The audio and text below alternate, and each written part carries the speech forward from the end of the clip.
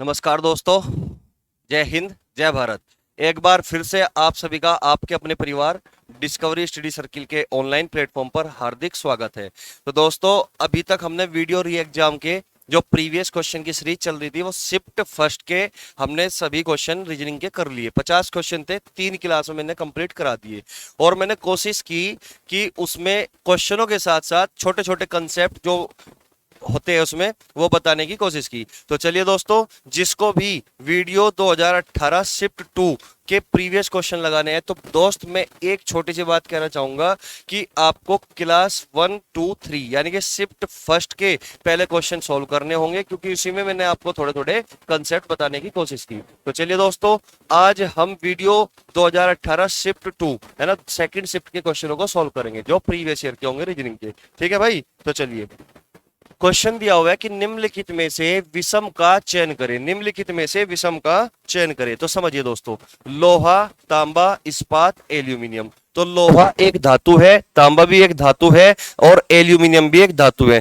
तो तीन में समानता है, जबकि इस्पात एक मिश्र धातु है। और यहाँ पे क्या दिया गया था कि विषम छाटिए, यानी कि किन्हीं तीन में समानता होगी और एक भिन्न होगा। तो यहाँ पे मिश्र धातु क्या है? इस्पात। यानी कि जैसे कि स्टील है तो वो लोहे और कार्बन को मिलाकर बनाई जाती है ना, तो इस्पात एक मिश्र धातु है। ठीक है, तो ये तो बड़ा आसान सा क्वेश्चन पूछ लिया था। ठीक है, क्वेश्चन नंबर 52। तो जैसे कि मैं जो पिछला वीडियो री एग्जाम शिफ्ट फर्स्ट में बताया था कि जब भी इस टाइप का क्वेश्चन तुम्हें दिखाई देगा एग्जाम में आकृति का, तो आपको पूरी आकृति को रीड करने की जरूरत नहीं होती, बहुत मोटे मोटे चीजों को पकड़ना होता है। ठीक है, ताकि हम ऑप्शन एलिमिनेशन से ही ऐसे क्वेश्चन को बना ले। ठीक है, तो क्वेश्चन में दिया हुआ है कि दिए गए विकल्पों में से उस आकृति का चयन करें जो निम्नलिखित आकृति श्रृंखला में क्वेश्चन मार्क को प्रतिस्थापित कर सकती है ना। तो आपको ये देखना होगा दोस्तों कि सेकंड जो दूसरी आकृति है ये पहली आकृति से किस तरीके से संबंधित है। ठीक है ना, ठीक उसी तरीके से जो ये चौथी आकृति होगी ये तीसरी से किस तरीके से संबंधित होगी। यानी कि जो एक्शन पहली और दूसरी में होगा वही सेम एक्शन तीसरी और चौथी आकृति में होगा। तो आपको समझना पड़ेगा, एक मोटी सी आकृति को पकड़ लो, जैसे कि मैंने पहले ही पकड़ लिया। तो मैंने देखा कि इसको हमने राइट यानी कि 90 डिग्री क्लॉकवाइज घड़ी की सुई की दिशा में घुमा दिया। जब इसको आप घुमाओगे 90 डिग्री यानी कि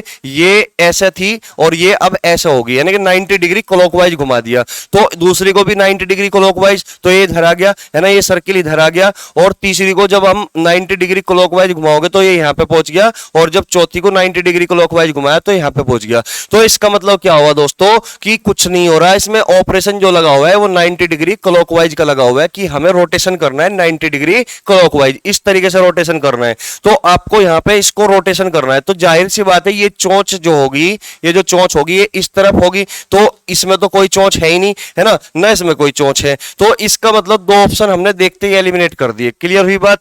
तो जैसे में इस जो जीरो ये सर्किल की आकृति है, जब इसको आप घुमाओगे 90 डिग्री क्लॉकवाइज तो ये वाला हिस्सा आपका इस तरफ होगा। इसका मतलब यहां पे तो ये सेम ही आकृति है, बी ऑप्शन आपका नहीं होगा, यानी कि डी आकृति आपकी बिल्कुल सही होगी। क्लियर हुई बात यहां तक? ठीक है ना, बहुत सिंपल सिंपल से क्वेश्चन इस तरीके से पूछता है जो फ्री के नंबर देने के लिए होते हैं। ठीक है, तो चलिए नेक्स्ट क्वेश्चन की ओर चलते हैं। तो यहां पर 90 डिग्री क्लॉकवाइज का रोटेशन था, यहां पे भी 90 डिग्री क्लॉकवाइज का ही रोटेशन कर दीजिएगा। कोई दिक्कत है आपको है भाई करने में?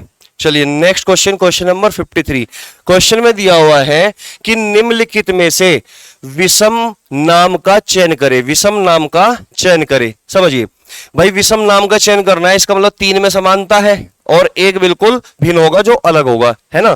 तो इसमें दिया हुआ है Tony Blair, Blaise Pascal, sir Isaac Newton और जेम्स प्रेस्कॉट जूल, है ना। अगर आप फुल इज्जत के साथ इस क्वेश्चन को घूरना शुरू करोगे और थोड़ी सी भी फिजिक्स अगर आपने पढ़ी हुई है तो आप इसको क्वेश्चन को कर सकते हो। देखिए ये जो पास्कल है, पास्कल हुआ है ना, ये जो न्यूटन है ना, ये फिजिक्स से रिलेटेड है कि नहीं, ये जूल फिजिक्स से रिलेटेड है कि नहीं। तो इसका मतलब क्या होगा कि ये कोई ना कोई साइंटिस्ट रहा होगा, है ना। ये पास्कल दाब का मात्रक है, जूल ऊर्जा का यानी कि कार्य का मात्रक है ना। कार्य करने की दर को हम क्या कहते हैं? ऊर्जा कहते हैं। ऊर्जा होगी तभी तो कार्य होगा। तो जूल किसका मात्रक हुआ?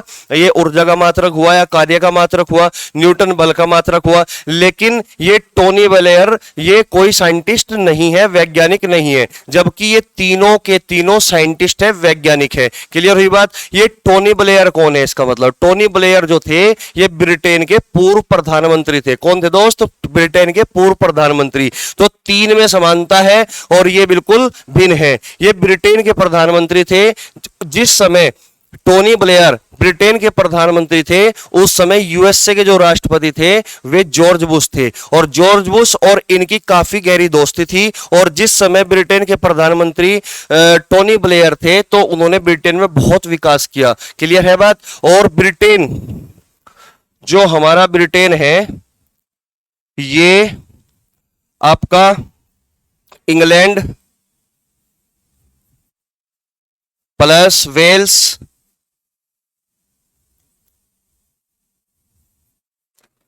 प्लस स्कॉटलैंड, इन तीनों को मिलकर, इन तीनों को मिलाकर ही हम क्या कहते हैं? ब्रिटेन, है ना। इन तीनों को मिलाकर क्या बोलते हैं? ब्रिटेन। और इस समय जो वहां के प्रधानमंत्री है ना ब्रिटेन में, वो कौन है दोस्तों? ऋषि सुनक, जो भारत मूल के हैं। उनके दादा कहां के थे? पंजाब के। ठीक है दोस्तों। तो चलिए, ये यहाँ पे है टोनी ब्लेयर जो विषम थे। इन तीन में समानताएं थी। ये तीनों वैज्ञानिक थे। पास्कल दाब का मात्रक होता है, न्यूटन बल का मात्रक होता है, जूल ऊर्जा का मात्रक होता है। ठीक है भाई। तो इसलिए इन तीनों में समानता है क्योंकि ये तीनों वैज्ञानिक है, जबकि ये टोनी ब्लेयर पहले प्रधानमंत्री थे। पहले नहीं, मतलब पूर्व प्रधानमंत्री थे। ठीक है ना। चलिए नेक्स्ट क्वेश्चन की ओर बढ़ते हैं। Question number 54। ये कहा गया है कि उस शब्द का चयन करें, उस शब्द का चयन करें जो निम्नलिखित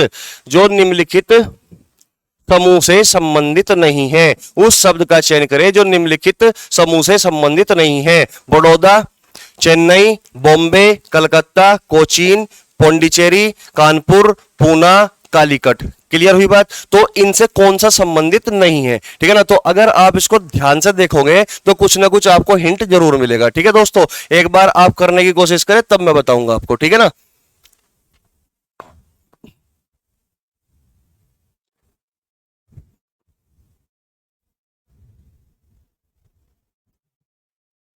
हुआ कि नहीं हुआ है भाई? समझ गए होगे ना किस तरीके से करना। देखिए, जो बड़ौदा है, जो ये बड़ौदा है, ये प्राचीन नाम है। बड़ौदा प्राचीन नाम। आज के टाइम पे इसको वडोदरा बोलते हैं। क्या बोलते हैं दोस्तों? वडोदरा, है ना। चेन्नई है, जो चेन्नई है, ये आधुनिक नाम है, क्योंकि प्राचीन जो नाम था इसका क्या था? मद्रास। क्या था दोस्तों? मद्रास। तो मद्रास को ही चेन्नई बोला, है ना। बड़ौदा ये प्राचीन नाम है। बॉम्बे भी गया दोस्तों, ये भी प्राचीन नाम है। कलकत्ता भी गया दोस्तों, प्राचीन नाम है। कोचीन भी गया दोस्तों, प्राचीन नाम है। और पौंडीचेरी भी गया दोस्तों, प्राचीन नाम है। और कानपुर भी प्राचीन नाम है, क्योंकि ये दो भागों में बट चुका। ठीक है ना। पूना भी प्राचीन नाम है, कालीकट भी प्राचीन नाम है। ठीक है दोस्तों।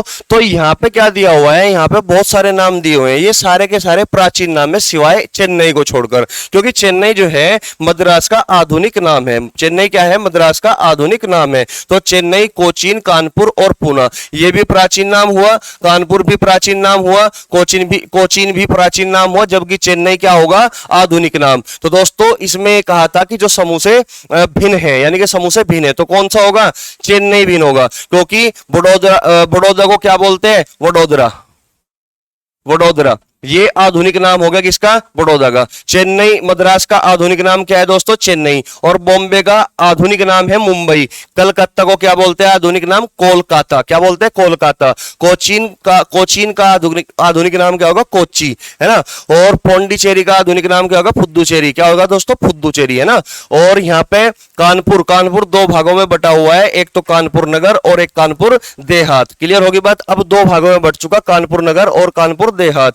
और जो ये पूना है इसको अब हम बोलते हैं पुणे। क्या बोलते हैं दोस्तों? पुणे। और कालीकट को बोलते हैं कोझिकोड। कालीकट को क्या बोलते हैं? कोझिकोड। यानी कि जितने भी नाम मैंने लिए ये सभी इनके आधुनिक नाम हैं, जबकि क्वेश्चन में जो दिया गया है ये सारे के सारे प्राचीन नाम है। ठीक है ना। तो क्वेश्चन में प्राचीन और एक आधुनिक नाम देकर आपसे पूछना चाहता था कि इनमें से भिन्न कौन सा है। तो चेन्नई क्या है दोस्तों? ये चेन्नई आपका आधुनिक नाम है, किसका? मद्रास का। प्राचीन नाम क्या था? मद्रास था। क्लियर हो चुका होगा क्वेश्चन। तो चलिए नेक्स्ट क्वेश्चन की ओर बढ़ते हैं भाई। Question number 55। देखिए यहां से देखिए, 40 सहपाठियों में से 40 सहपाठियों में से 17 क्रिकेट खेलते हैं, 19 फुटबॉल खेलते हैं और 3 क्रिकेट और फुटबॉल दोनों खेलते हैं। उन छात्रों की संख्या की पहचान करें जो न तो क्रिकेट खेलते और न ही फुटबॉल खेलते। तो देखिए दोस्तों, यहां पे दो चीज है, एक क्रिकेट है एक फुटबॉल है। तो हम यहां पे दो सर्किल बनाएंगे दोस्तों, वेन डायग्राम से हमें करना है इस क्वेश्चन को। ठीक है मेरे भाई, वेन डायग्राम से हमको करना है। देखिए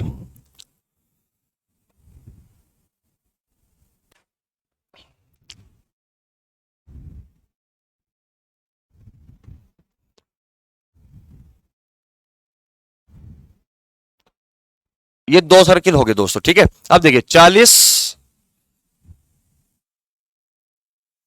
सहपाठियों में से 17 क्रिकेट खेलते हैं, तो ये हो गया क्रिकेट का आपका। कितने लोग खेलते हैं क्रिकेट? 17। ये 17 लोग क्रिकेट खेलते हैं। 19 फुटबॉल खेलते हैं, तो ये आपका हो गया 19 फुटबॉल वाले। ठीक है ना, 19 फुटबॉल खेलते हैं और 3 क्रिकेट और फुटबॉल दोनों खेलते हैं। ये लिखा हुआ है 3 क्रिकेट और फुटबॉल दोनों खेलते हैं, तो दोनों वाले यहां पे बीच में आ गए। ठीक है ना, 3 क्रिकेट और फुटबॉल दोनों खेलते हैं। उन छात्रों की संख्या की पहचान करें जो न क्रिकेट खेलते और न ही फुटबॉल खेलते। देखिए दोस्तों, आप यहां से क्या निकाल लोगे अब, है ना, आपको कुछ नहीं करना, बड़ा आसान सा क्वेश्चन हो चुका। ठीक है ना, ये जो सर्किल है क्रिकेट वाला, जो रेड वाला सर्किल है, ये पूरा जो है वो 17 लोगों का है ना। इस 17 में ये 3 भी शामिल है, तो 17 में से आप 3 को माइनस करोगे तो कितना बचेगा दोस्तों? 14। तो जो 14 संख्या आई, 14 लोगों की जो संख्या आई, ये 14 लोग वे लोग हैं जो केवल और केवल क्रिकेट खेलते हैं। क्या खेलते हैं? जो केवल और केवल क्रिकेट खेलते हैं। केवल क्रिकेट यानी कि जिनका फुटबॉल से कोई नाता नहीं है। ठीक इसी तरीके से अगर मैं बात करूं, ये जो ग्रीन वाला सर्किल आपको दिखाई दे रहा होगा,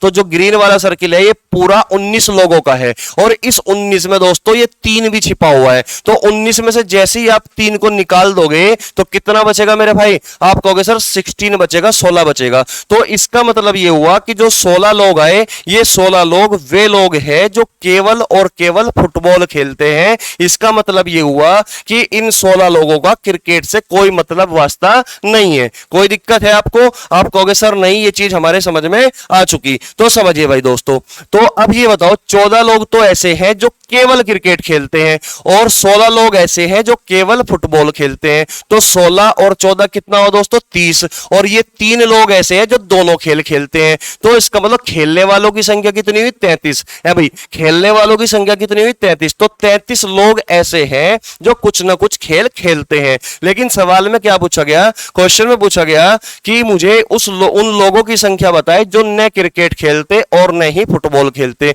तो कुल लोगों की संख्या दोस्तों कितनी थी? 40 थी। कुल लोगों की संख्या कितनी थी? 40। तो 40 में से 33 लोग ऐसे थे जो कुछ ना कुछ खेलते हैं, तो 33 को माइनस कर दीजिएगा, आपका जवाब मिल जाएगा कि 7 लोग ऐसे होंगे मेरे भाई जो न तो क्रिकेट खेलते और न ही फुटबॉल खेलते। तो पहला ही ऑप्शन आपका करेक्ट आंसर होगा और मैं आशा करता हूं कि आप इस बात को भली भांति समझ चुके होंगे। ठीक है मेरे भाई, बड़े आसान तरीके से हमने इस चीज को कर लिया। तो चलिए नेक्स्ट क्वेश्चन की ओर बढ़ते हैं। ठीक है, क्वेश्चन नंबर 56। ठीक है ना, तो क्वेश्चन नंबर 56 को देखिए भाई। 30 छात्रों की एक कक्षा में 15 छात्र मराठी बोल सकते हैं। 15 छात्र मराठी बोल सकते हैं, 17 हिंदी बोल सकते हैं, 17 हिंदी बोल सकते हैं, 13 अंग्रेजी बोल सकते हैं, 13 अंग्रेजी बोल सकते हैं। 5 छात्र अंग्रेजी तथा मराठी दोनों बोल सकते हैं, 5 छात्र अंग्रेजी तथा मराठी दोनों बोल सकते हैं और इनमें से 2 हिंदी भी बोल सकते हैं। 6 छात्र केवल अंग्रेजी बोलते हैं और 7 छात्र केवल हिंदी बोलते हैं। कितने छात्र केवल मराठी बोलते हैं? आपसे केवल इतनी सी बात पूछी गई है। ठीक है ना, ये चीज आपसे पूछना चाहता है। ठीक है भाई, देखिए देखिए भाई, तो यहां पे 3 भाषाएं हैं। ठीक है, यहां पे कितनी भाषाएं है भाई? 3 भाषाएं हैं। समझिए, 3 भाषाएं का हम बनाओगे वेन डायग्राम अब, है ना। एक वेन डायग्राम तो ये आपका ये हो गया, ठीक है ना। दूसरा वेन डायग्राम देखिएगा, दूसरा वेन डायग्राम आपका ये हो गया, है ना।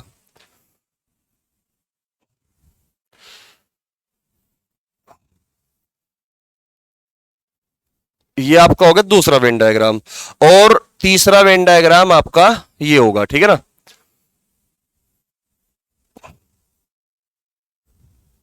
एक सेकंड,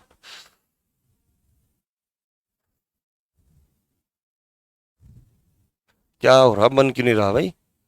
हाँ अब ठीक है। तो ये हो गया भाई हमारा तीसरा वेन डायग्राम, ठीक है ना। तो इसमें क्या है, देखिएगा, ये कह रहा है कि छात्रों की एक कक्षा में 15 छात्र मराठी, तो यहां पे लिख दिया मैंने दोस्तों मराठी, कि 15 छात्र ऐसे हैं जो मराठी बोलते हैं, तो यहां पे लिख दिया मैंने 15 मराठी बोलते हैं, ठीक है ना। और 17 हिंदी बोल सकते हैं, 17 हिंदी बोल सकते हैं, तो ये रेड वाला हुआ हमारा 17 हिंदी वालों का, कि 17 लोग जो है वो हिंदी बोल सकते हैं। क्लियर हुई बात, 17 लोग हिंदी बोल सकते हैं। और 13 अंग्रेजी बोल सकते हैं, 13 अंग्रेजी बोल सकते हैं, तो 13 ये हो गया हमारा इंग्लिश वाला यानी कि अंग्रेजी वाला। क्लियर हुई बात यहां तक, 13 अंग्रेजी बोल सकते हैं। अब क्वेश्चन में क्या दिया हुआ है कि 5 छात्र अंग्रेजी और मराठी दोनों बोल सकते हैं, अंग्रेजी और मराठी दोनों बोल सकते हैं, और इनमें से, ये बड़ी बात कह दी इसने, और इनमें से 2 हिंदी भी बोल सकते हैं, यानी कि 5 छात्र ऐसे हैं जो अंग्रेजी और मराठी, तो अंग्रेजी वाला ब्लू वाला है और मराठी वाला ग्रीन वाला है, तो 5 छात्र ऐसे हैं जो अंग्रेजी और मराठी दोनों बोल सकते हैं, ये बात कह रहा।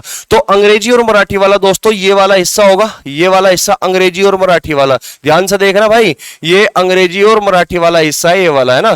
5 छात्र शामिल है इसमें, और उन 5 में से ही, और उन 5 में से ही ये कहा गया क्वेश्चन में कि और उन 5 में से ही 2 लोग, उन 5 में से ही 2 लोग ऐसे हैं जो हिंदी भी बोलते हैं, तो 2 लोग ऐसे हैं जो हिंदी भी बोलते हैं, तो यहां पे मैंने 2 फिल कर दिया, यहां पे मैंने 2 फिल कर दिया, तो बचे कितने भाई, बचे कितने 3, तो यहां पे कितने हुए दोस्तों 3, तो यानी कि टोटल 5 लोग हुए कि नहीं, कि 5 लोग मराठी और मराठी और अंग्रेजी दोनों बोल सकते हैं 5 लोग, और उनमें से 2 लोग हिंदी भी बोल सकते हैं। तो यहां तक कोई दिक्कत है? आप कहोगे सर नहीं, यहां तक हमें कोई दिक्कत नहीं है, ठीक है ना। अब एक बात बताओ आप मुझे, यहां पे क्या लिखा हुआ है दोस्तों कि 6 छात्र केवल अंग्रेजी बोलते हैं, 6 छात्र केवल अंग्रेजी, तो अंग्रेजी बोलने वालों की संख्या कितनी है भाई 6, तो 6 छात्र ऐसे हैं जो केवल अंग्रेजी बोलते हैं, तो इसका मतलब इनका मराठी से और हिंदी से कोई लेना देना नहीं है। तो 6 छात्र केवल अंग्रेजी बोलते हैं और 7 छात्र केवल हिंदी, तो केवल हिंदी बोलने वाले कितने हैं भाई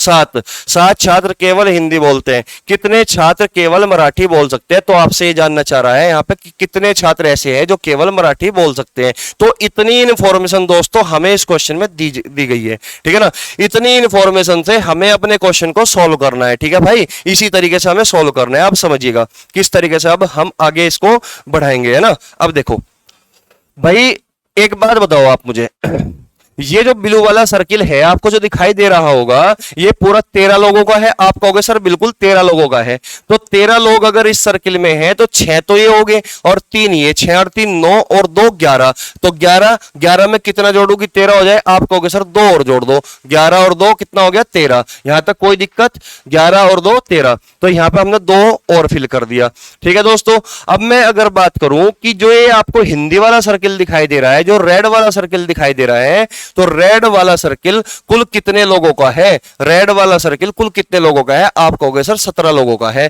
तो 2 और 2 4, तो ये हो गए 4 और 7 11, तो 11 में क्या जोड़ू कि दोस्तों 17 हो जाए? तो आप कहोगे सर 6 जोड़ दो, तो 6 और 2 8, 8 और 2 10 और 7 17, तो पूरे 17 लोग आ गए इसमें, है कि नहीं। अब मुझे एक बात बताओ, ये जो आपको ग्रीन वाला सर्किल दिखाई दे रहा है, ये कितने लोगों का है मेरे भाई? ये मराठी यानी कि 15 लोगों का है। कितने लोगों का है? 15 लोगों का है, तो 15 लोगों का, 15 में से कितने लोग इसमें हैं? 6 और 2 8, 8 और 3 11, तो कितने लोग हैं इसमें फिलहाल? आप कहोगे सर इसमें फिलहाल कितने लोग हैं?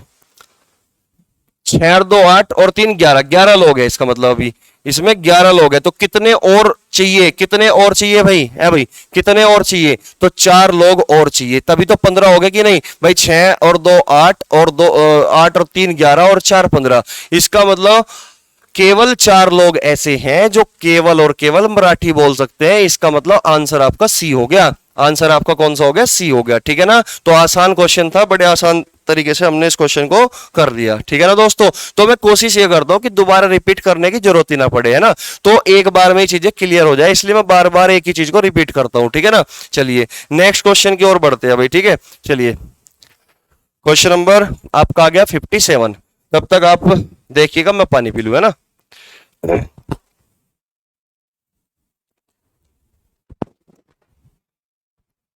देखिएगा भाई, क्वेश्चन ये है कि छात्रों का एक निश्चित समूह ट्रेन से यात्रा कर रहा है। 30 छात्रों के पास मोबाइल फोन है। 30 छात्र ऐसे हैं जिनके पास मोबाइल फोन है और 20 छात्रों के पास टैबलेट है। 15 छात्रों के पास मोबाइल फोन के साथ साथ टैबलेट भी है। कह रहा है कि 15 छात्र ऐसे हैं जो मोबाइल फोन भी रखते हैं और टैबलेट भी रखते हैं। क्लियर हुई बात यहां तक? जबकि 15 छात्रों के पास न मोबाइल फोन है और न ही टैबलेट है। तो ये कह रहा है कि जो 15 छात्र बचे ये ऐसे लोग हैं जिनके पास ना तो मोबाइल है और ना ही टैबलेट है। क्लियर हुई बात? तो वो छात्रा करने वाले छात्रों की कुल संख्या कितनी है? तो आपसे ये पूछना चाह रहा है कि ट्रेन में सफर करने वाले जो स्टूडेंट है, टोटल स्टूडेंट कितने हैं? टोटल स्टूडेंट की संख्या कितनी है, आपसे ये जानना चाहता है आपसे। क्लियर हुई बात यहां पे? तो देखिएगा, इसमें दो ही वेन डायग्राम बनेंगे। एक तो बनेगा दोस्तों किसका, एक वेन डायग्राम बनेगा आपका मोबाइल का, ये हो गया आपका फोन, मोबाइल फोन वाला है ना। और दूसरा वेन डायग्राम बनेगा आपका टैबलेट वाला।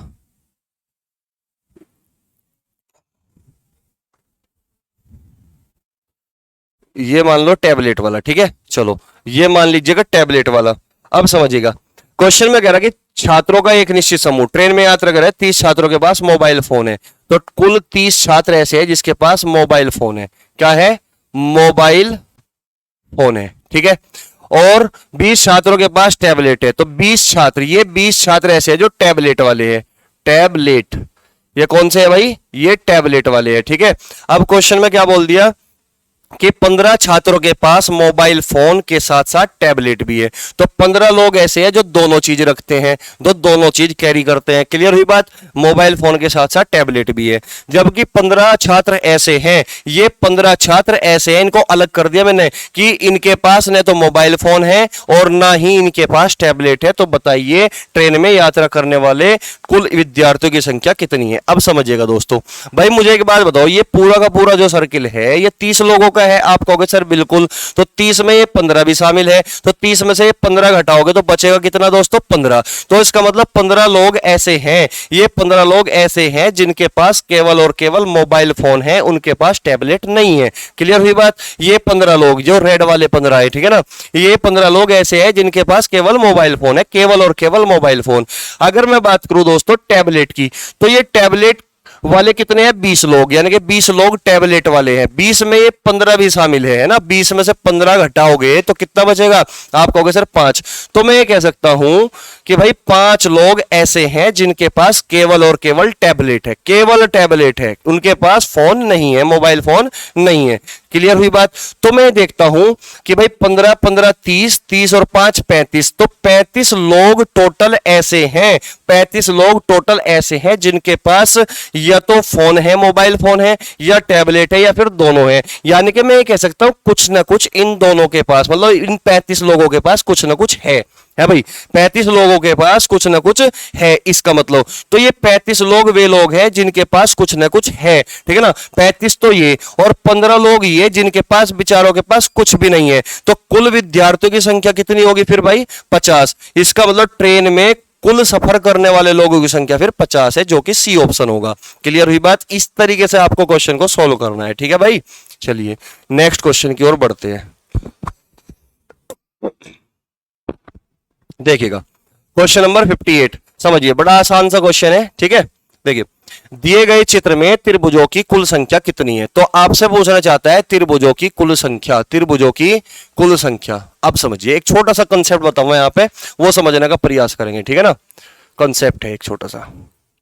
देखिए जब भी आप किसी वर्ग में या आयत में त्रिभुजों की संख्या गिनोगे, यानी कि इनके अगर मैं विकर्णों को मिला दूं, है ना, इनके विकर्णों को इस तरीके से मिला दूं, तो आपको ये काउंट करना है कि इसमें त्रिभुज कितने हैं। तो सबसे पहले मैं काउंटिंग कराता हूं। तो 1 त्रिभुज, 2 त्रिभुज, 3 त्रिभुज, 4 त्रिभुज, 4 तो ये हो गया। अब ये आपको विकर्ण दिखाई दिया होगा, ये इस विकर्ण से इधर वाला कितना हुआ, पांचवा, और इस विकर्ण से इधर वाला कितना हुआ दोस्तों, छठा। अब ये वाला विकर्ण दिखाई दिया होगा दूसरे वाला। अब इस विकर्ण से इधर वाला कितना हुआ दोस्तों, सातवां, और इस विकर्ण से इधर वाला कितना हुआ दोस्तों, आठवां। तो इसका मतलब इस आकृति में टोटल 8 त्रिभुज है, ठीक है ना। अब इसको हम जल्दी कैसे करें, तो हम क्या करते हैं, नंबरिंग 1 2 3 4, 4 हो गया। अब जो बड़ा नंबर होगा दोस्तों इसका डबल कर देते हैं हम, 4 का डबल कर दो तो आप कहोगे सर 8 आ गया, तो इसका मतलब इसमें 8 त्रिभुज है। क्लियर हुई बात यहां पे, ठीक है ना। अगर मैं दूसरी आकृति बनाऊं कि भाई इसमें बताओ इसमें कितने त्रिभुज होंगे, इसमें कुल कितने त्रिभुज होंगे, तो आप कहोगे सर कुछ नहीं करना, नंबरिंग कर दो 1 2 3 4 5 6, 6 दूनी 12, तो इसमें 12 त्रिभुज होंगे। अगर मैं इसको भी मिला दूं तो अब इसमें कितने त्रिभुज होंगे, तो 1 2 3 4 5 6 7 8, 8 दूनी 16, अब इसमें 16 त्रिभुज होंगे, जो सारे त्रिभुज टोटल कुल कितने होंगे, 16 होंगे। क्लियर हुई बात। ठीक इसी तरीके से हमें इसमें भी क्वेश्चन को सोल्व करना है। तो आपको करना क्या है, जब भी इस टाइप का क्वेश्चन आपको दिखाई दे एग्जाम में, तो आप अपने फिगर को, डायग्राम को ब्रेक कर लीजिएगा, अलग अलग हिस्सों में तोड़ लीजिएगा, मतलब मन में तोड़ना है। अब ये नहीं कि तुम कागज फाड़ दो अगर ऑफलाइन पेपर होगा, है ना। समझिए भाई, ये ऊपर का जो त्रिभुज है ये थोड़ा मतलब अलग सोचिएगा और इसको थोड़ा अलग कर दिए, इमेजिनेशन पावर है ना, इमेजिन करो ऐसा, है ना, कल्पना करो। तो ये बीच वाला अलग, तो आप देखोगे कि 1 2 3 4, 4 दूनी 8, ये तो 8 देगा भाई, ये तो 8 देगा, और एक ये खुद में है और एक ये खुद में है, ठीक है ना। कितने हो गए, 8 और 1 9 और 1 10, यानी कि अभी तक टोटल हमने 10 काउंट कर लिया कि भाई 10 त्रिभुज है। अब हम कोशिश ये करेंगे कि क्या कंबाइन फिगर भी है। भाई जब हमने अलग कर लिया, हमारे पास 3 आकृति थी, एक ऊपर की, एक नीचे की, एक बीच वाली। अब हम ये चेक करेंगे कि इन तीनों को मर्ज करने के बाद कोई कंबाइन फिगर तो नहीं बनता। कंबाइन फिगर का मतलब होगा कोई कंबाइन ट्रायंगल तो नहीं बनता। तो इसको और इसको मिलाकर कोई ट्रायंगल तो नहीं बनता, नहीं बनता, क्योंकि ये तो समचतुर्भुज बना हुआ है, ठीक है ना। तो इसका मतलब ऊपर से भी कोई ट्रायंगल नहीं बना कंबाइन, है ना। तो कंबाइन ट्रायंगल इसके अंदर मौजूद नहीं है। तो इसका मतलब टोटल जो कुल त्रिभुजों की संख्या होगी 8 1 9 और 1 10, यानी कि कुल त्रिभुजों की संख्या क्या होगी दोस्तों, 10। बड़ा सिंपल सा क्वेश्चन एग्जाम में पूछा हुआ है, फ्री का नंबर देने के लिए आया था, ठीक है ना। चलिए नेक्स्ट क्वेश्चन की ओर बढ़ते हैं भाई। 59 को समझिए, डाइस से क्वेश्चन आ गया, और डाइस का कंसेप्ट में पिछली क्लास में यानी कि पिछली शिफ्ट में, शिफ्ट फर्स्ट का जब मैंने प्रीवियस क्वेश्चन सॉल्व कराए थे तब मैं बता चुका हूं, ठीक है ना। चलिए करते हैं।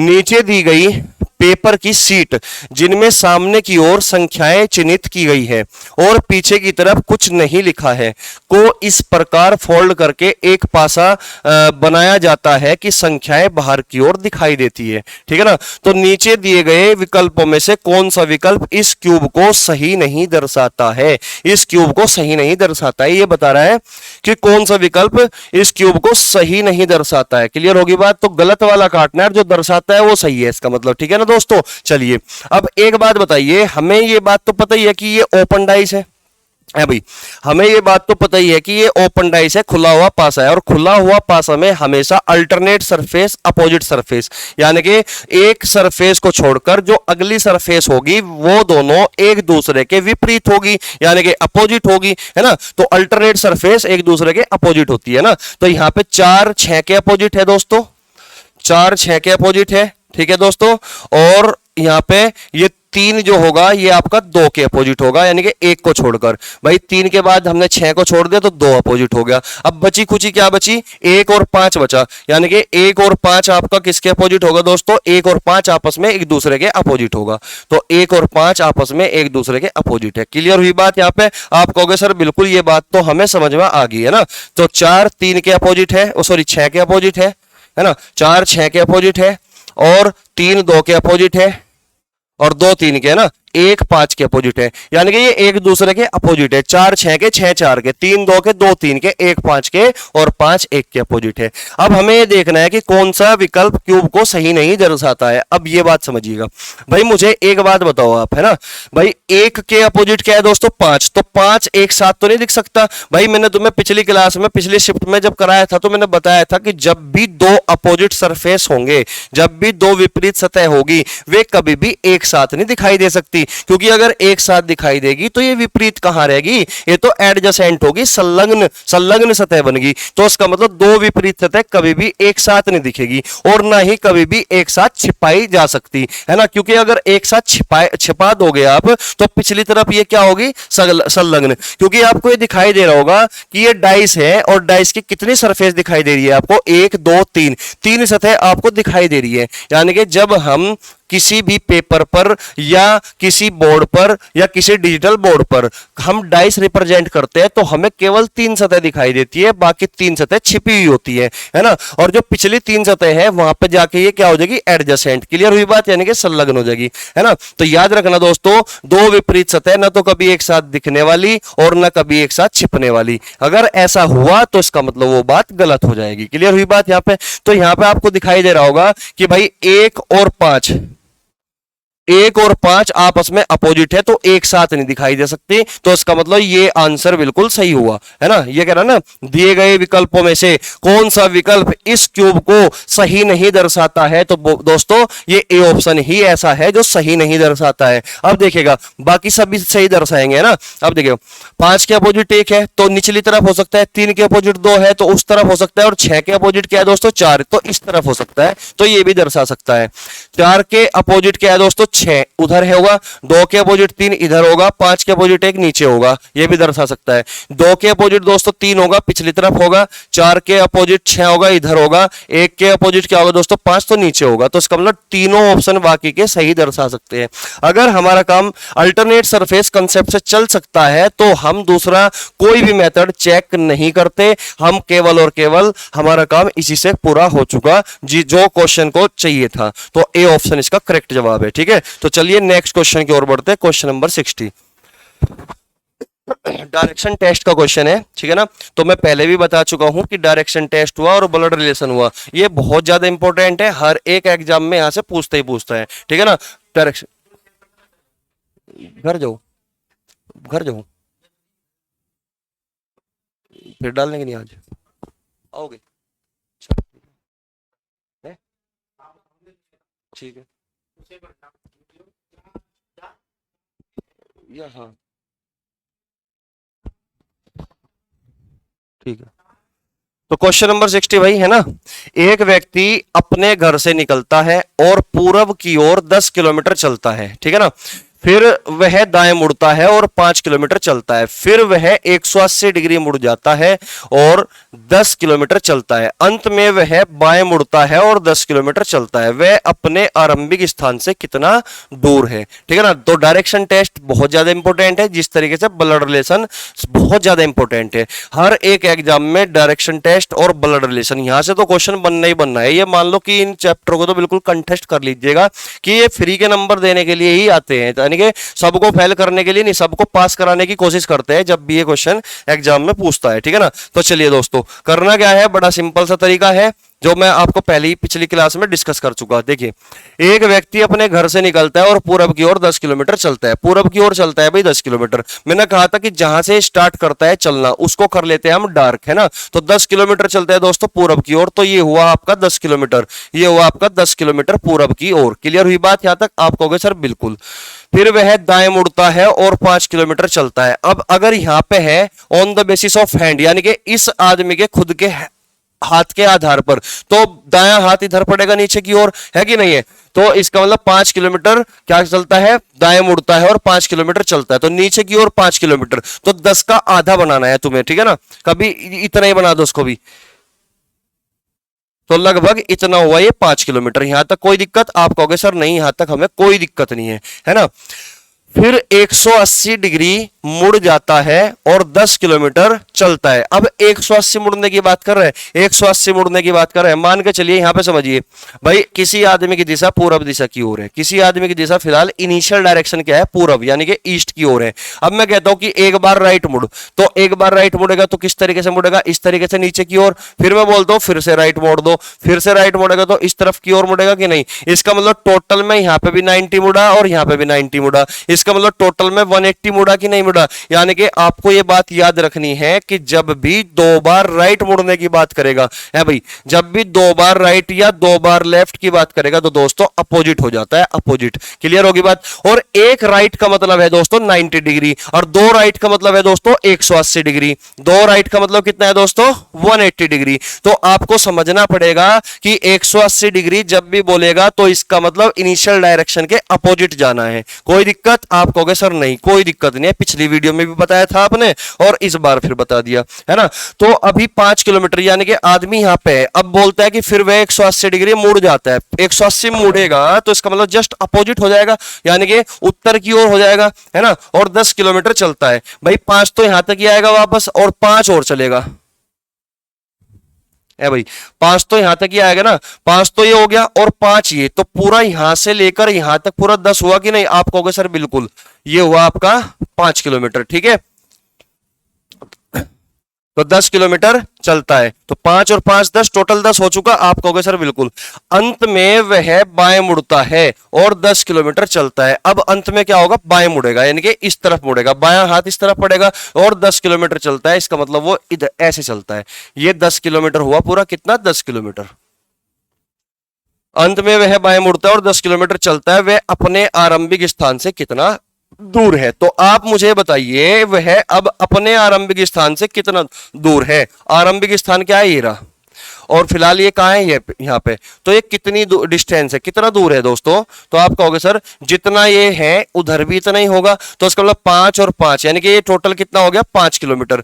तो आरंभिक स्थान से कितना दूर हुआ दोस्तों 5 किलोमीटर। इसका मतलब बी ऑप्शन करेक्ट आंसर है। और मैं आशा करता हूं कि आप चीजों को समझ पाए होंगे, ठीक है ना। बहुत ही साफ सुथरी मैंने ये डायग्राम बनाया है, ठीक है ना। तो चलिए नेक्स्ट क्वेश्चन की ओर बढ़ते हैं। एक बार खुद करने की कोशिश किया करो वीडियो पॉज करने के बाद, है ना। तो वीडियो पॉज कर दिया करो, जब भी कोई नया क्वेश्चन होगा तो एक बार खुद ट्राई किया करो। अगर हुआ तो ठीक, नहीं हुआ तो फिर तो भी ठीक, फिर यहाँ पे तुम सॉल्यूशन देख सकते हो। चलिए नेक्स्ट क्वेश्चन की ओर बढ़ते हैं भाई। देखिए इसको इतने बनाने की कोशिश करें, ठीक है।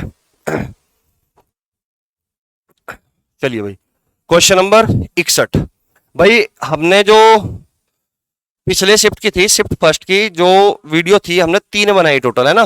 पहली दूसरी तीसरी 3 क्लास में। तो अब से मैं जितने भी शिफ्ट होंगे यानी कि जितने भी एग्जाम होंगे, तो अगर उसमें 50 क्वेश्चन है तो 50 क्वेश्चन मैं 3 क्लास में ही बनाऊंगा। उससे फायदा ये होगा कि बच्चों का इंटरेस्ट बना रहेगा और उसे देखने में जल्दी, मतलब देखने में बोरिंग फील नहीं करेगा, है ना। जल्दी देख लेगा, इंटरेस्ट बना रहेगा, ठीक है। तो हर डेली आपको वीडियो मिलती है, ठीक है। तो क्वेश्चन नंबर 61 पे आ जाओ। ये कह रहा है कि दीपक अपने घर से निकलता है और 12 किलोमीटर पूरब की ओर चलता है। भाई दीपक अपने घर से निकलता है और 12 किलोमीटर कहां चलता है, पूरब की ओर, है ना। 12 किलोमीटर पूरब की ओर।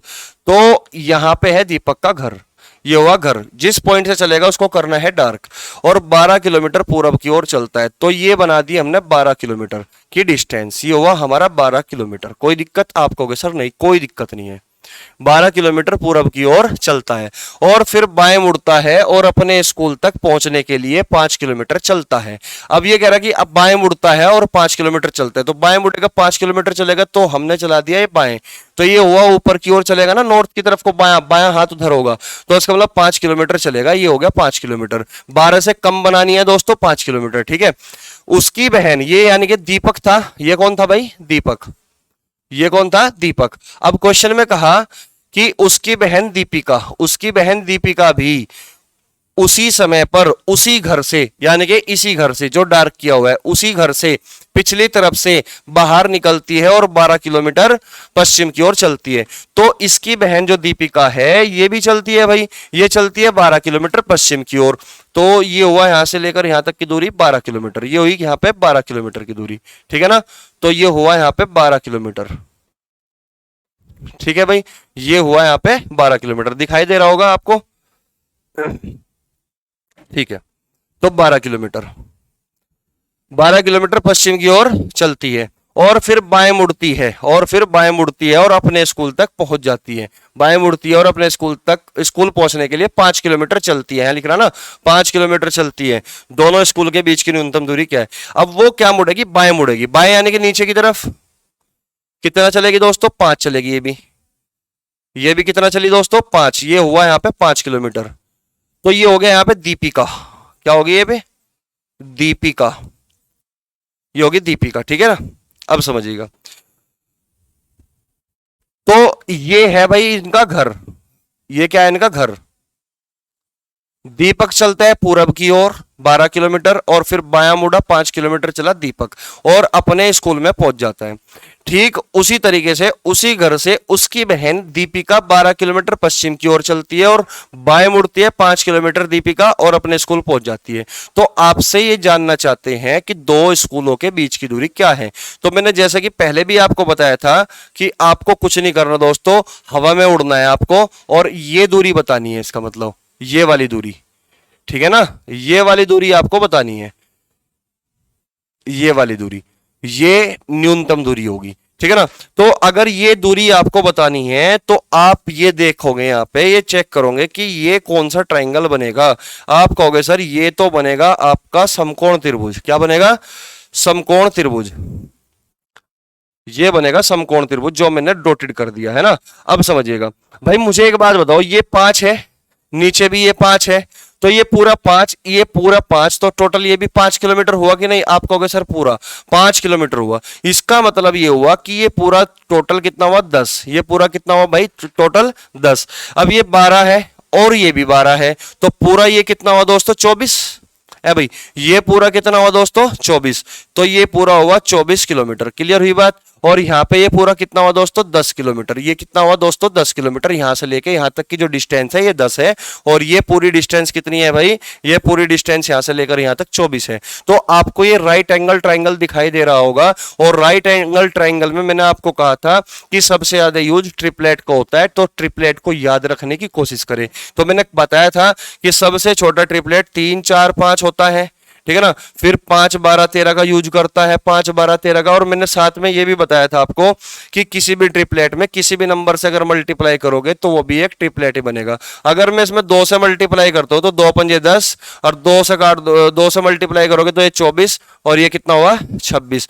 इसका मतलब 10 24 26, ये अगर 10 है ये 24 है तो मेरे भाई ये 26 किलोमीटर होगा। ये क्या होगा 26 किलोमीटर होगा। आप कहोगे सर बिल्कुल। या फिर आप एक काम कर सकते हो, आप पाइथागोरस थ्योरम लगा सकते हो कि 24 का स्क्वायर प्लस 5 का स्क्वायर, है ना, यानी कि जोड़ने के बाद फिर वर्गमूल करने के बाद क्या मिलेगा आपको 26 मिलेगा, यानी कि 676 का वर्गमूल करोगे तो आपको क्या मिलेगा 26 मिलेगा, ठीक है ना। लेकिन ये चीज छोटी छोटी चीज आपको फिक्स है कि ट्रिपलेट का यूज होता ही होता है और ज्यादा ट्रिपलेट याद करने की जरूरत नहीं है। 3 4 5 5 12 13 6 8 10 या फिर इन्हीं का क्या करता है वो मल्टीप्लीकेशन करके आंसर देता है, ठीक है ना। तो चलिए नेक्स्ट क्वेश्चन की ओर बढ़ते हैं भाई, है ना। तो जो मैं कहना चाहता हूं आप समझ रहे हो कि नहीं। आप कहोगे सर बिल्कुल समझ रहे हैं, ठीक है ना। क्वेश्चन नंबर 62 समझिए भाई। क्वेश्चन में कहा कि प्रत्येक सुबह शेखर अपने घर से निकलता है और सूरज की दिशा में इस प्रकार चलता है कि उसकी परछाई उसके पीछे बनती है। एक बात समझिएगा, छोटा सा कंसेप्ट बताऊंगा मैं, है ना, ध्यान देना भाई। ये ईस्ट है, ये वेस्ट है, ये नॉर्थ है और ये साउथ है, पता है आपको। अगर मैं कहूं कि आदमी यहां पे खड़ा है, कोई व्यक्ति यहां पे खड़ा है और उसका मुख किस तरफ है, ईस्ट की तरफ है, यानी कि पूरब की तरफ है, तो इसका मतलब जो सन होगा यानी कि सूरज होगा, सूर्य देवता होंगे हमारे, वो कहां पे होंगे ईस्ट में होंगे मॉर्निंग में। या भाई ये क्या है सन, सन, तो ये कहां पे होंगे, ये ईस्ट में होंगे, यानी कि मॉर्निंग में सुबह सुबह कहां पे होंगे, ये ईस्ट में होंगे, पूरब की ओर निकलते हैं ना। चलिएगा अब मुझे एक बात बताओ, अगर आदमी सूरज की तरफ देखता है, किसकी तरफ, सूरज की तरफ, तो याद रखना दोस्तों, अगर आदमी सूरज की तरफ देखता है ना, तो उसकी जो परछाई होगी हमेशा उसके पीछे बनेगी, उसकी परछाई हमेशा कहां बनेगी, पीछे बनेगी। और अगर आदमी नॉर्थ की तरफ देखता है, नॉर्थ की, देखो ये जो एरो का निशान है इसको मान लो उस आदमी का सर है ना, तो अभी ये पूरब की तरफ को देख रहा है, तो परछाई तो फिक्स है। ये क्या है परछाई, परछाई तो फिक्स है, परछाई तो यही बनेगी, है ना। अगर आदमी यहाँ पे खड़ा हुआ है तो इसी इसी का रोटेशन होगा केवल आदमी का। सूरज यहाँ है अपनी जगह, है ना, आदमी का ही रोटेशन करना है। अगर आदमी किस तरफ देखता है भाई, सूरज की तरफ देखता है, तो परछाई हमेशा उसके पीछे। और अगर आदमी नॉर्थ में देखता है यानी कि उत्तर की तरफ देखता है, तो परछाई जो बनेगी दोस्तों उसके लेफ्ट हैंड पे बनेगी। क्लियर होगी बात। और अगर आदमी साउथ की तरफ देखता है तो साउथ की तरफ देखेगा तो इसका राइट हैंड इधर होगा, तो इसका मतलब परछाई उसके राइट हैंड पे पड़ेगी। और अगर आदमी खुद पश्चिम की तरफ देखता है तो परछाई उसके जस्ट सामने बनेगी। क्लियर हुई बात, उसके सामने बनेगी। कोई दिक्कत तो नहीं। आप कहोगे सर बिल्कुल ठीक। इसी तरीके से अगर मैं बात करूं कि अब जो सूरज होगा वो किधर आ चुका, ईस्ट, वेस्ट, नॉर्थ, साउथ। अब जो हमारा सूरज होगा वो आ चुका पश्चिम में, यानी कि शाम का समय हो गया। ठीक है ना सूरज।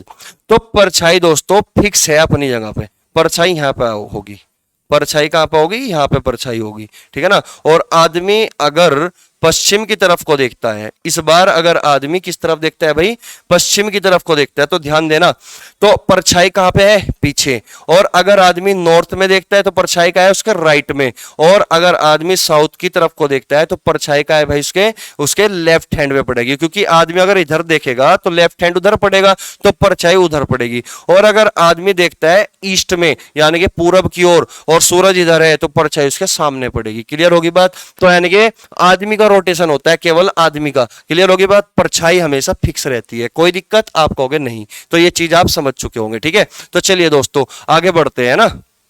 क्वेश्चन में कह रहा है कि प्रत्येक सुबह शेखर अपने घर से निकलता है और सूरज की दिशा में, सूरज किधर है भाई, पूरब में, सूरज की दिशा में यानी कि पूरब की ओर, सूरज की दिशा में इस प्रकार चलता है कि उसकी परछाई उसके पीछे। अगर भाई सूरज की दिशा में चलेगा परछाई तो पीछे ही पड़ेगी। ये अभी तो कंसेप्ट बताया ना। ठीक है ना। तो मान के चलिएगा वो जो कौन है, शेखर ने चलना स्टार्ट किया यहां से, है ना। शेखर सूरज की दिशा में इस प्रकार चलता है कि उसकी परछाई उसके पीछे बनती है। वह अपने कार्यालय तक पहुंचने के लिए 12 किलोमीटर चलता है। तो ये दूरी कितनी होगी भाई, ये दूरी होगी 12 किलोमीटर। ये दूरी होगी कितनी मेरे भाई, 12 किलोमीटर। तो परछाई उसके पीछे ही बनेगी। सूरज उधर है, सूरज की दिशा में चलना है, पूरब की ओर जाना है। ठीक है ना। तो 12 किलोमीटर चलता है, यहां तक हमने कर लिया है ना। तो ये कह रहा है कि शाम को सूर्यास्त से ठीक पहले वह अपने कार्यालय से निकलता है और फिर सूरज की दिशा में इस प्रकार चलता है कि उसकी परछाई ठीक उसके पीछे बनती है। तो अब शाम का समय हो गया ना दोस्तों। तो अब इसका मतलब सूरज कहां चला गया, पश्चिम में। तो अब वो कार्यालय, ये कार्यालय है उसका, तो कार्यालय से निकलेगा, किस तरफ चलेगा, वो पश्चिम दिशा की तरफ चलेगा। और इस तरीके से चलता है। इसने कहा नहीं कि पश्चिम दिशा है, उसने कहा सूरज की दिशा में। लेकिन उसने साथ में ये भी तो बोल दिया ना कि शाम को सूर्यास्त से पहले, यानी कि इवनिंग टाइम हो चुका। तो आपको समझना पड़ेगा कि शाम का समय है तो सूरज पश्चिम में है। तो इसका मतलब कार्यालय से निकलेगा दोस्तों, तो कार्यालय से निकलकर वो पश्चिम दिशा की ओर चलेगा, है ना। कार्यालय से निकलकर किस दिशा में चलेगा मेरे भाई, पश्चिम दिशा की ओर चलेगा, है ना। सूरज की दिशा में इस प्रकार चलता है कि उसकी परछाई उसके ठीक पीछे बनती है। तो अभी मैंने कंसेप्ट बताया कि अगर सूरज पश्चिम दिशा में पहुंच जाता है तो परछाई हमेशा उस तरफ फिक्स होती है ना, पीछे बनेगी, है ना। परछाई उसके ठीक पीछे बनती है। वह 9 किलोमीटर चलता है। कितना किलोमीटर, 9 किलोमीटर चलता है। वह 9 किलोमीटर चलता है और फिर बाएं मुड़ता है। 9 किलोमीटर चलता है फिर बाएं मुड़ता है। आप समझिएगा दोस्तों। तो ये कार्यालय से चलना स्टार्ट कर देता है और 9 किलोमीटर चलता है। तो इसका मतलब ये वापस आता है इस तरीके से, यानी कि इस तरीके से चलेगा और वापस आएगा, है ना, 9 किलोमीटर। तो यहां तक पहुंचा है, पश्चिम दिशा की ओर चला 9 किलोमीटर। तो ये डिस्टेंस कितनी होगी मेरे भाई, 9 किलोमीटर। अब क्वेश्चन में क्या बोल दिया, क्वेश्चन में बोल दिया कि फिर बाएं मुड़ता है और अपने जिम पहुंचने के लिए 4 किलोमीटर चलता है। अपने जिम पहुंचने के लिए 4 किलोमीटर चलता है। इसका मतलब अब उसको बाएं मुड़ना है और 4 किलोमीटर चलना है। तो नीचे की ओर चलेगा दोस्तों 4 किलोमीटर। तो ये क्या हो गया आपका, ये 4 किलोमीटर हुआ। जिम की ओर चलना है इसको, बाएं मुड़ेगा और 4 किलोमीटर चलेगा। ये यहां पे क्या हो गया, जिम। यहां पे क्या हो गया भाई, जिम। और ये क्या था उसका, घर। ये क्या था उसका, घर। और ये क्या है इसका, कार्यालय। ठीक है ना, ये क्या है उसका, कार्यालय। अब क्वेश्चन में क्या बोल दिया, तो उसके जिम और उसके घर के बीच की सबसे छोटी दूरी, उसके जिम और उसके घर से बीच की सबसे छोटी दूरी क्या है। तो आपसे दोस्तों छोटी दूरी पूछ रहा है। तो मैंने पहले भी कहा आपको हवा में उड़ना है तुरंत, यानी कि इस पॉइंट से इस पॉइंट के बीच की दूरी पूछ रहा है। ठीक है ना। तो आप मुझे बताओ, ये पूरा 12 है, 12 में से ये 9 घटाओगे तो ये कितना बचेगा, आप कहोगे सर 3 किलोमीटर। और मैंने कहा, हमेशा कहा कि 3, 4, 5 ये पाइथागोरस थ्योरम का सबसे छोटा ट्रिपलेट होता है, ठीक है ना। तो जैसे ही आप 3, 4 को देखते हो तो खुद में खुद 5 किलोमीटर तो अपना आप ही याद आ जाना चाहिए। तो आंसर क्या होगा दोस्तों, 5 किलोमीटर, जो कि आपका सी ऑप्शन है। समझाने में टाइम लगता है, वरना अगर ये एग्जाम मेरा होता तो मैं इस क्वेश्चन को चंद सेकंडों में उधेड़ के रख देता। क्लियर हुई बात। तो चलिए दोस्तों समझिए, नेक्स्ट क्वेश्चन की ओर बढ़ते हैं। आपने समझ ही लिया होगा इस क्वेश्चन को, ठीक है। तबीयत भी खराब है और बोलना इतना पड़ता है ना। चलिए,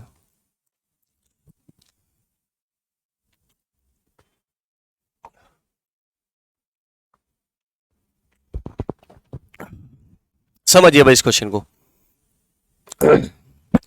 निम्नलिखित में से किसे फोल्ड करके एक उचित क्यूब परिवर्तित किया जा सकता है। भाई उचित क्यूब परिवर्तित किया जा सकता है, क्या पूछ रहा है आपसे, क्यूब। क्यूब का मतलब होता है घन, और जो हमारा पासा होता है डाइस, जो हमारा पासा यानी कि डाइस क्या होता है, पासा।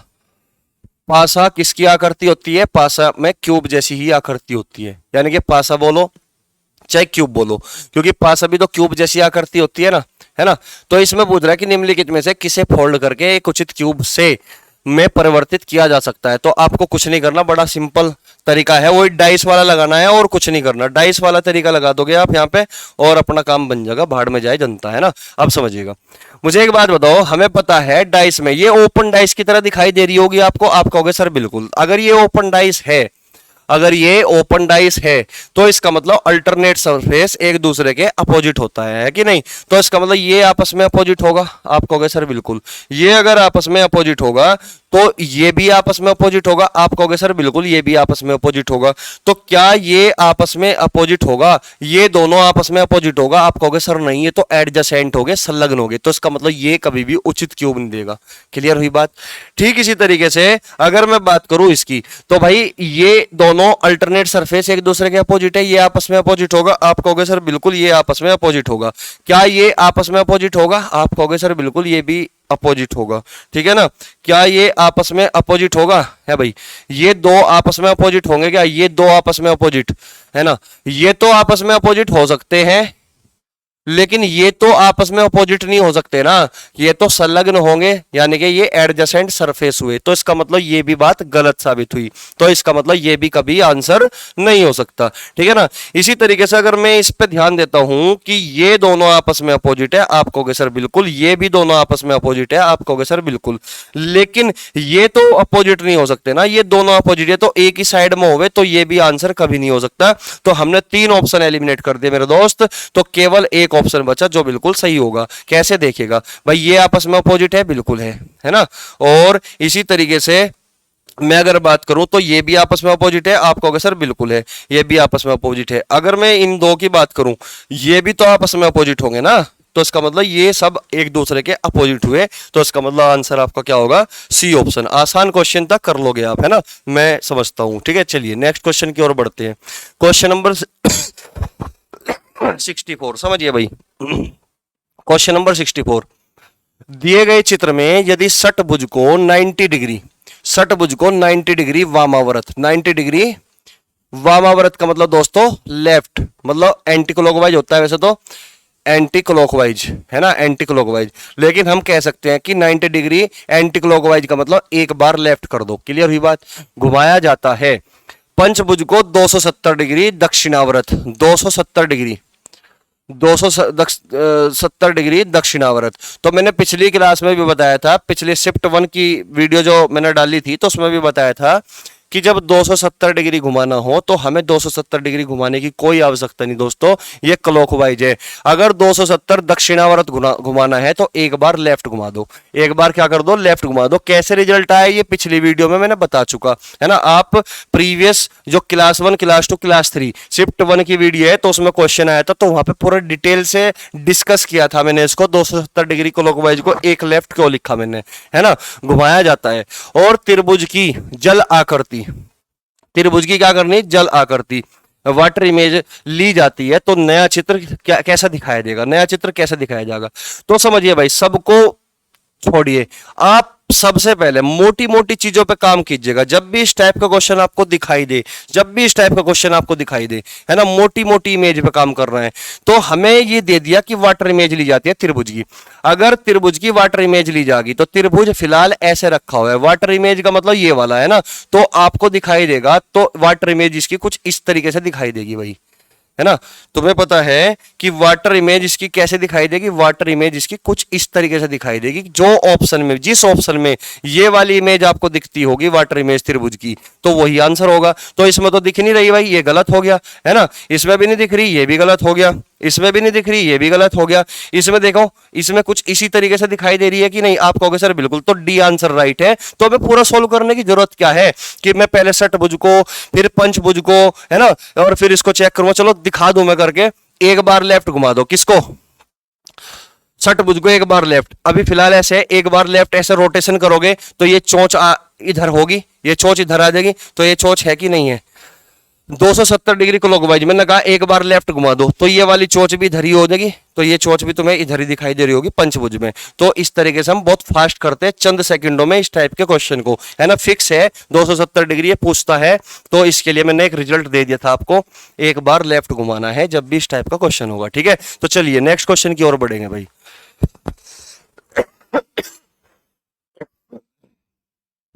देखिए भाई, एक वर्ष के लिए, एक कंपनी का अगले वर्ष के लिए बिक्री को 20% अधिक बढ़ाने का लक्ष्य है। तो कंपनी ये चाहती है, कंपनी ये चाहती है तो उसकी बिक्री 20% बढ़ जाए, है भाई। कंपनी चाहती है कि उसकी बिक्री कितनी बढ़ जाए, 20% बढ़ जाए। ये लिखा हुआ है क्वेश्चन में कि एक कंपनी का अगले वर्ष के लिए, नेक्स्ट साल की बात कर रहा हूं, नेक्स्ट वर्ष की बात है ना, नेक्स्ट ईयर की बात, अगले वर्ष के लिए बिक्री को 20% अधिक बढ़ाने का लक्ष्य है, ठीक है। उपयोग किए जाने वाले पदार्थों की लागत में कमी, यानी कि जो पदार्थों की लागत है उसमें कमी, कमी का मतलब खर्चा को कम कर दिया, है ना, खर्चों को क्या कर दिया भाई, कम कर दिया। पदार्थों की लागत में कमी के साथ साथ मार्जिन और अधिक होने की उम्मीद है, मार्जिन और अधिक होने की उम्मीद है। तो जो फायदा है, फायदा, फायदा कह रहा कि अधिक होगा, यानी कि बढ़ेगा फायदा, है ना, होने की उम्मीद है। इनमें से कौन सा निष्कर्ष निश्चित रूप से इसमें निकाला जा सकता है। तो भाई साहब मेरे पास केवल ये तीन चीज है इस वाली बात में, जो ये बात कही गई, ये स्टेटमेंट जो दिया गया, इसमें केवल तीन बातें लिखी हुई है। पहला है कि कंपनी है कोई, है ना, उसके अगले वर्ष की जो बिक्री है 20% बढ़ाने का लक्ष्य कर रख लिया, उन्होंने निर्धारित कर लिया कि 20% की बिक्री हमें बढ़ानी है अगले साल तक। क्लियर हुई बात। तो उन्होंने क्या किया, अपनी कंपनी का जो खर्चा है, वो मतलब कंपनी है तो बहुत सारा खर्चा होगा, तो उसको कम कर दिया। क्या कर दिया भाई, खर्चे को क्या कर दिया, कम कर दिया। तो उन्हें लगता है कि फायदा जो है बढ़ेगा, ऐसे करके फायदा जो है बढ़ेगा, उनको लगता है ऐसा कि फायदा बढ़ेगा। ये कह रहा ना, मार्जिन और अधिक होने की उम्मीद है, लगेगा तभी तो ये ऐसा काम किया। तो अब निष्कर्ष देखते हैं क्या निकाला जा सकता है। पहला ऑप्शन, कंपनी में तैयार माल की वस्तु सूची अनुपातहीन रूप से बढ़ेगी। पहली बात तो ये वाली बात तो कुछ है ही नहीं इसमें, है ना, ऐसी तो कोई बात कही नहीं गई पूरे स्टेटमेंट में, ऐसी कोई बात है, क्योंकि हमें स्टेटमेंट के दायरे में रहना है, कथन के दायरे में रहना है। यानी कि अगर इसके विपरीत कोई बात होगी तो तुरंत गलत काटना है, अपोजिट बात करेगा, ठीक है ना। तो यहां पे तो, और ये इलॉजिकल भी हुआ क्योंकि ऐसा कोई बात कही नहीं गई, है ना। तो कंपनी में तैयार माल की वस्तु सूची अनुपातहीन रूप से बढ़ेगी, गलत। कंपनी की बिक्री में वृद्धि होगी, कंपनी की बिक्री में वृद्धि होगी, परंतु इसकी लाभप्रदता प्रभावित होगी। ये कह रहा है कि कंपनी की बिक्री में वृद्धि होगी परंतु इसकी लाभप्रदता प्रभावित होगी। भाई बिक्री तो में तो वृद्धि होगी जैसा कि यहां भी लिखा हुआ है, लेकिन कह रहा है कि इसकी लाभप्रदता प्रभावित होगी, प्रभावित होगी, घटेगी, बढ़ेगी, कुछ पता ही नहीं चल पाया इसमें तो, है भाई, कुछ पता चल पाया क्या कि लाभ जो प्रदता है, कि जो लाभ होगा वो प्रभावित होगा, ये घटेगा या बढ़ेगा, कुछ पता चल पाया। यहां पे तो साफ साफ लिखा हुआ है ना कि खर्चा कम कर दिया और लाभ होने की उम्मीद है, तो इसका मतलब यहां पे तो कुछ पता चल ही नहीं पाया, तो इसका मतलब बी ऑप्शन बिल्कुल सरासर गलत है। अगला ऑप्शन देखते हैं, कंपनी से अगले वर्ष उच्च बिक्री और लाभ कमाने की उम्मीद है। यही तो सोच के ये काम किया गया कि कंपनी से अगले वर्ष उच्च बिक्री, और अगले वर्ष यानी कि यहां पे लिखा हुआ है अगले वर्ष उच्च बिक्री 20% अधिक बढ़ाने का लक्ष्य है, उच्च बिक्री और लाभ कमाने की उम्मीद है। तो उम्मीद थी ना, मार्जिन और अधिक होने की उम्मीद है, तो इसका मतलब हमें केवल और केवल कथन के दायरे में रह के काम करना है, बिल्कुल भी अपनी भ्रष्ट बुद्धि का इस्तेमाल नहीं करना,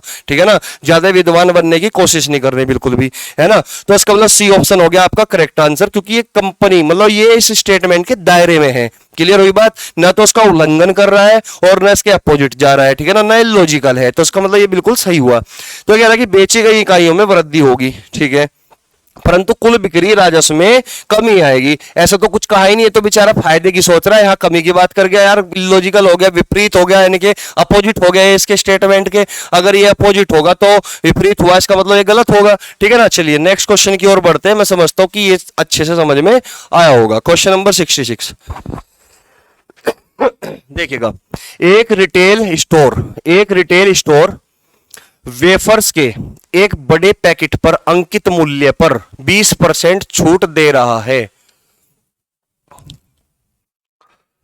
भाई ये कहना चाह रहा कि एक दुकान वाला है, ऐसा मार्गोली रिटेल स्टोर क्या है, छोड़ दो इस बात को, एक दुकान वाला है और उसके पास कोई पैकेट है, अब इस पे कोई एमआरपी छपा हुआ है, अंकित मूल्य लिखा हुआ है, मार्क प्राइस लिखा हुआ है ना, मार्क प्राइस लिखा हुआ है।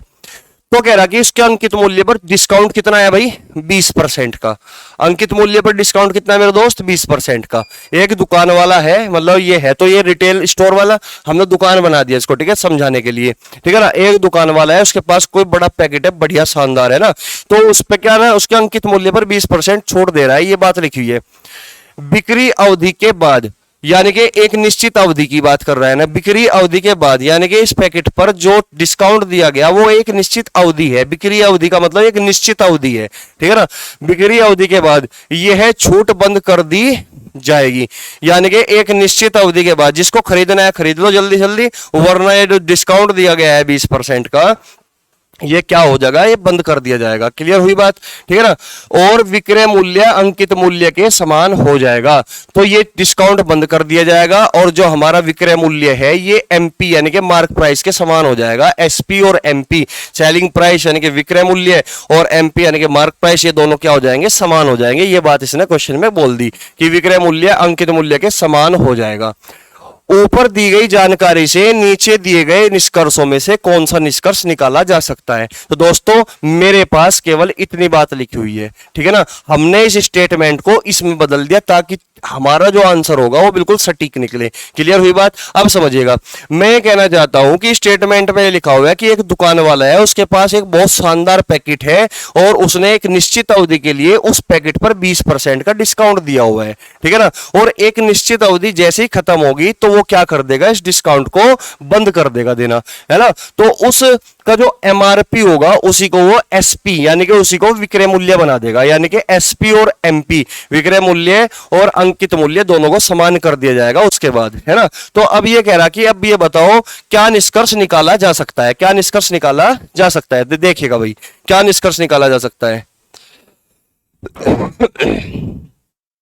देखिएगा, कह रहा कि सेल खत्म हो जाने के बाद पैकेट का आकार 20% कम हो जाएगा। भाई साहब पैकेट के आकार की बात कहां पे की है भाई, पैकेट के आकार की बात कहां पे की, तो ये तो इलॉजिकल हो गया, तो देखते ही इसको गोली मार देनी है। बात समझ में आई, पैकेट के आकार की कोई बात की, आप कहोगे सर नहीं पैकेट के आकार की कोई बात नहीं की। ये कहना चाह रहा कि पहले पैकेट इतना बड़ा था, अब पैकेट को 20% कम करके छोटा कर दिया, छूट करने के बाद बताओ क्या बात होगी। या भाई पैकेट के आकार की कोई बात कर रहा है, गलत हो गया। कह रहा कि सेल खत्म हो जाने के बाद स्टोर स्टॉक वेफर्स के बड़े पैकेट को रखना बंद कर देगा। कह रहा कि जब सेल खत्म हो जाएगी ना तो जो पैकेट थे उनको ये रखना ही बंद कर देगा, उनको ये रखना ही बंद कर देगा। कहां लिखा हुआ है भाई ये, तो ये इलॉजिकल हो गया, यानी कि इसके खिलाफ बोल गया, इसके खिलाफ, यानी कि ये बिल्कुल गलत हो गया, इसको गोली मार दी जाए। क्लियर हुई बात, यानी कि कह रहा ना कि स्टोर स्टॉक वेफर्स के बड़े पैकेट को रखना बंद कर देगा, तो खिलाफ बोल गया तो इसका मतलब ये गलत हो गया, अपोजिट हो गया, इलॉजिकल हो गया। क्लियर हुई बात, तो गलत हो गया। सी ऑप्शन को देखते हैं। सेल खत्म हो जाने के बाद पैकेट की कीमत में 20% की वृद्धि की जाएगी। कह रहा है कि सेल खत्म होने के बाद, जब सेल खत्म हो जाएगी तो पैकेट की कीमत में 20% की वृद्धि की जाएगी। अब ऐसे थोड़ा ही होता है भाई, अगर तुमने मैथ को थोड़ा सा भी पढ़ रखा ना तो 20% का डिस्काउंट दिया। अब कह रहा कि हम देते नहीं 20% का डिस्काउंट, तो क्या कीमत 20% ही बढ़ेगी? भाई कीमत 20% ही बढ़ती है क्या? आप कहोगे कि नहीं सर 20% नहीं बढ़ती। अगर 20% डिस्काउंट है और 20% का डिस्काउंट हम देना बंद करते तो कीमत 25% बढ़ेगी मेरे भाई। तो ये बात होगी यहाँ पे गलत, है ना। तो इस 20% की वजह से गलत होगी। कह रहा कि सेल खत्म हो जाने के बाद पैकेट की कीमत 25% की वृद्धि की जाएगी। ये बिल्कुल सही हुआ, क्वेश्चन का आंसर डी ऑप्शन बिल्कुल सही हुआ। बात समझ में आई? क्योंकि इसमें थोड़ा सा मैथमेटिक्स को घुसा दिया गया। अब समझिए कैसे। अब एक बात बताओ, डिस्काउंट कितना था मेरे भाई? है भाई, डिस्काउंट कितना था? 20%। 20% की फ्रैक्शन वैल्यू क्या होती है? आप कहोगे सर 1/5 होती है। 1/5 यानी कि 5 रुपए एमपी होगा, मार्क प्राइस होगा, है ना। इस 5 रुपए पे डिस्काउंट कितने का दिया हुआ है भाई आदमी ने? 1 का। तो इसका मतलब 5 रुपए की चीज कितने में बेच रहा था?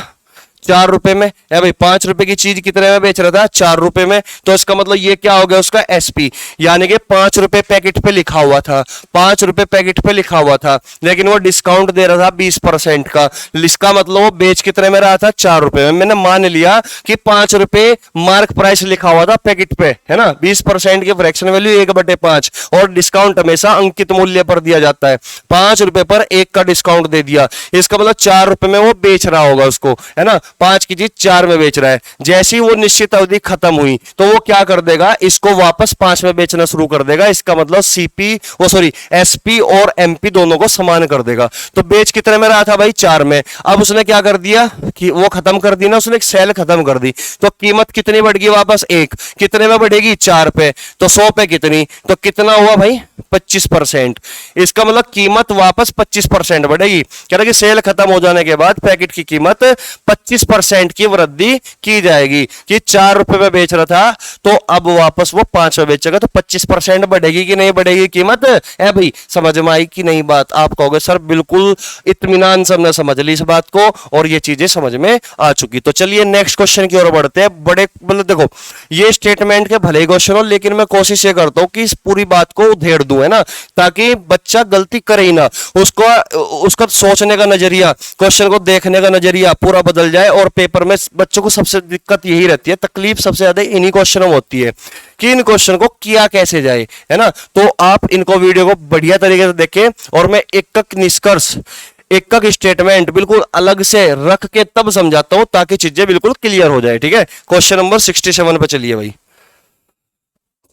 और ये कोई भी सवाल फर्जी नहीं है, सारे पेपर के आए हुए क्वेश्चन है। ठीक है ना, अपनी मर्जी से, मेरा एक भी क्वेश्चन नहीं, आप चेक कर सकते हो। वीडियो 2018 सेकंड शिफ्ट का क्वेश्चन है। ठीक है ना, फर्स्ट शिफ्ट में करा चुका। चलिए क्वेश्चन नंबर 67, एक बार एक सेकंड में टाइम देख लो भाई। 1 घंटे की वीडियो बन चुकी। चलो लास्ट क्वेश्चन करा लेते हैं भाई, है ना। बाकी क्वेश्चन 3 क्लास में कराऊंगा या 50 क्वेश्चन में। मेक इन इंडिया कार्यक्रम के तहत सरकार भारत में मोबाइल फोन बनाने वाली कंपनियों के लिए कर में छूट प्रदान की है। तो भाई सरकार ने क्या कर दिया, इस मेक इन इंडिया, इस कार्यक्रम के तहत, जो मेक इन इंडिया चलाया गया था प्रधानमंत्री के द्वारा, तो इस कार्यक्रम के तहत क्या कर दिया सरकार ने, जो कंपनी मोबाइल फोन को बनाती है तो उनके करों में डिस्काउंट कर दिया। कर में क्या कर दिया? डिस्काउंट, मतलब कर में छूट कर दी, है ना। एक ना कर में छूट प्रदान की है। तो कर क्या कर दिए? कम, यानी कि टैक्स उनसे कम लिया जाएगा, है ना। सरकार के द्वारा जो कर था, कर को क्या कर दिया भाई? कम कर दिया। ये सरकार के द्वारा, सरकार ने कंपनी का जो कर था, टैक्स था, वो क्या कर दिया? कम कर दिया। मैं बार बार इसलिए रिपीट कर रहा ताकि ये चीज तुम्हारे दिमाग में अच्छे से चिपक जाए, है ना। तो कर को कर दिया भाई कम। अब कह रहा कि स्पेक्ट्रम शुल्कों में कमी के साथ दूरसंचार सेवा ऑपरेटर प्रति मिनट निर्गामी कॉल दर को कम कर देंगे। मान के चलिए पहले 1 मिनट में 2, मान लो, मानने में क्या जा रहा, 1 मिनट के 2 रुपए लगते थे, मान के चलो। अगर पहले 1 मिनट हमने बात की और लग कितने रुपए रहे थे? 2 रुपए, है ना। तो अब क्या कह रहा कि इसके तहत क्या होगा, प्रति मिनट निर्गामी कॉल दर को कम कर देंगे, यानी कि 2 रुपए से क्या कर दे, 1.5 रुपया कर दे या 1 ही रुपया कर दे, है ना, इसका मतलब कम कर देंगे, है ना, प्रति मिनट, प्रति मिनट कॉल रेट क्या होगी, ये भी हमारी कम कर दी गई है ना, प्रति मिनट कॉल रेट भी कम कर दी कर देंगे। इस जानकारी से निम्नलिखित में से कौन सा निष्कर्ष निकाला जा सकता है। तो भाई ऊपर जितना भी स्टेटमेंट दिया मैंने यहां पे 2 लाइन में लिख दिया कि भाई मेक इन इंडिया इस कार्यक्रम के तहत क्या किया सरकार ने, जितने भी कंपनी है भारत में, कंपनी जो मोबाइल फोन बनाती है ना, उनसे टैक्स कम वसूला गया। अब उनसे टैक्स अगर कम वसूला जाएगा तो उन्होंने क्या किया, जो कॉल रेट है ना, प्रति मिनट कॉल रेट, उसको कम कर देने का फैसला कर लिया कि भाई हम अगर 1 मिनट के 2 रुपए या 4 रुपए वसूल रहे हैं तो उसको हम कम कर देंगे, क्योंकि हम भी कम पैसा भर रहे हैं सरकार के पास, तो हम भी आदमियों से, यानी कि जो जनसंख्या है, जो सबके पास फोन है, तो उनसे भी कम पैसे ही वसूलेंगे। क्लियर हुई बात यहां पे, ठीक है ना, टैक्स कम तो कॉल रेट भी कम होगी, टैक्स कम तो कॉल रेट भी कम होगी, है ना। अब ऑप्शन ए पे चलते हैं, क्या कह रहा है, हमें एक तो स्टेटमेंट के दायरे में रहकर काम करना है, इलॉजिकल बात होगी बिल्कुल गलत काट देना है, और दूसरी चीज क्या होगी, दूसरी चीज ये होगी कि भाई अगर अपोजिट होगा, यानी कि स्टेटमेंट के अगर विपरीत होगा, उसके खिलाफ बोलेगा कोई भी निष्कर्ष, तो वो भी गलत होगा, यानी कि उसी के दायरे में रहना है। सरकार ने अपने घोषणा पत्र में घोषित डिजिटल इंडिया की अवधारणा के प्रति कोई सकारात्मक कदम नहीं उठाया। अरे वाह गजब, सकारात्मक कदम नहीं उठाया, ये तो सीधा ससुरा सरकार के खिलाफ बोल गया। सरकार ने अपने घोषणा पत्र में घोषित डिजिटल इंडिया की अवधारणा के प्रति कोई सकारात्मक कदम नहीं उठाया, तो भाई यहां तो कर रहा ना सरकार, मेक इन इंडिया कार्यक्रम के तहत बहुत काम कर रहा है, यहां तो कह रहा कोई कदम ही नहीं उठाया, ये तो विपरीत बोल गया, खिलाफ बोल गया। तो इसका मतलब क्या होगा, ये बिल्कुल सरासर गलत बात हुई कि नहीं। आप कहोगे सर बिल्कुल, कह रहा कि इसके खिलाफ कैसे बोल गया, गलत हो गया ना। बी ऑप्शन पे चलते हैं,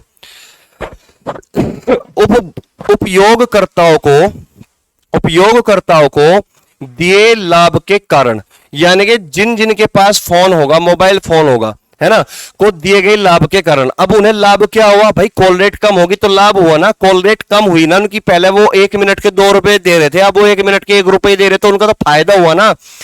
तो यही कह रहा कि उपयोगकर्ताओं के को दिए गए लाभ के कारण मोबाइल की पहुंच के साथ साथ देश में इसके उपयोग के औसत मिनटों में भी बढ़ने की उम्मीद है। अब एक बात बताओ भाई, अगर कॉल रेट कम होगी तो एक तो फोन ज्यादा बिकने शुरू होंगे, क्योंकि खर्चा कम कर दिया गया मोबाइल का, एक तो फोन ज्यादा बिकने शुरू होंगे, और दूसरी बात जब खर्चा कम हो गया, यानी कि बात करने के पैसे कम लगेंगे, तो इसका मतलब क्या हो गया, एक बार फोन मिलाया और सुबह मिलाया, और मतलब रात को मिलाया और सुबह पसर के 4-5, यानी कि सुबह के टाइम तक 5 बजे तक लग बराबर कॉल चल रही पूरी रात, है ना, क्योंकि खर्चा कम हो रहा ना मिनट का बात करने का।